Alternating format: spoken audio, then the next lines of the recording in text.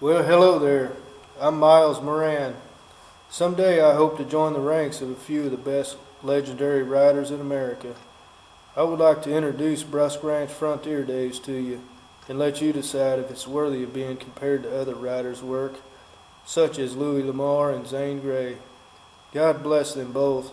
Their life's work inspired many of us, I'm sure, myself included. Over on the top left corner of your screen, you'll see a couple of electronic banners, one for Barnes & Noble and the other for Amazon. Click on either banner when you're through listening to this audio to purchase a copy. I need fans right now, and your support will greatly be appreciated.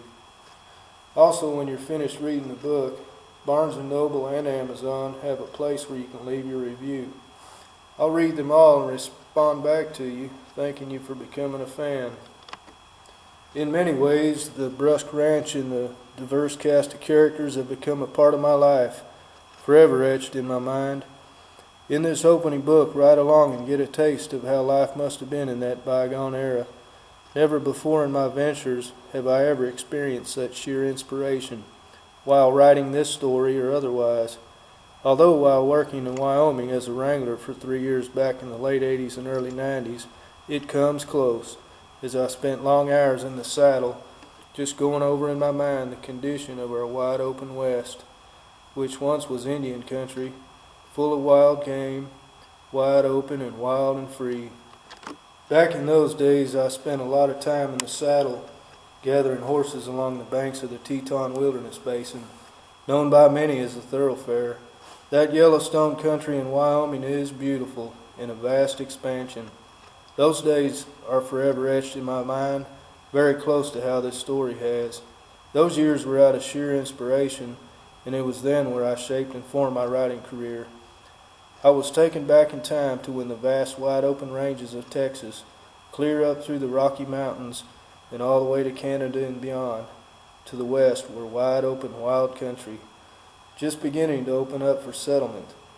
This is the heart of the story, and then was where I got the idea for the Brusk family ranch story. I wanted to broadcast the trials and tribulations of life in that latter part of the 1800s, as well as the enormous opportunity cattlemen of that era had, not only with wild gatherings of livestock, but also the legendary opportunities they had to stake a claim on the range. Many fought hard to convert their ideas of settling the land into starting a ranching venture that made them a fortune in their time.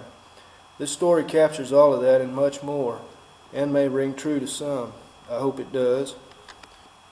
When I started writing this novel, I was so drawn into the plot that when I actually felt that I had portrayed it well, I was very pleased with the pages of such amazing accuracy. I had nearly 400 pages in the manuscript when I was done, and had covered over a decade of the Brusk family. Characters sprang to life much like a horse takes to the open range, and the descriptive sense of the country described all throughout this title stands as it did back then, I'm sure. Near my home in central Texas. From my front porch I look out at the set of ridges clearly defined by their shape. These ridges took on the name Saddle Ridge in the story. In this opening book you'll get a glimpse of the Indian raid that almost claimed the life of Woodrow Brusk, just shortly after they moved on to their new ranch, along with their children just north of Double Fork Falls. A daring rescue from the Comanches opens the first chapter with an almost lifelike description of what it took for Woodrow to get his wife back. A shootout with the Randall gang at the hotel spells the truth of how a good honest man must have felt just before he drew his sidearm to protect his family. The bronc rides on the open range were a common thing for a cattleman back then. If you don't smell horse flesh and feel the wide open range, then I didn't do my part in writing this story. That's how I thought all the way through while writing. There's many miles of hard riding, cattle drives, roundups, hunting, and romancing under the stars before the final scene, which depicts a rugged frontier life and a wildly vivid roundup of a large herd of horses along the seemingly endless banks of the wild Colorado River. Look for the second book of Brusk Ranch titled Beyond Saddle Ridge to be released around January of 2010. You can follow my book signing tour on booktour.com. Thank you kindly for taking the time to listen to this. Now go write your review. I'll be looking for it. Sincerely, Miles L Moran.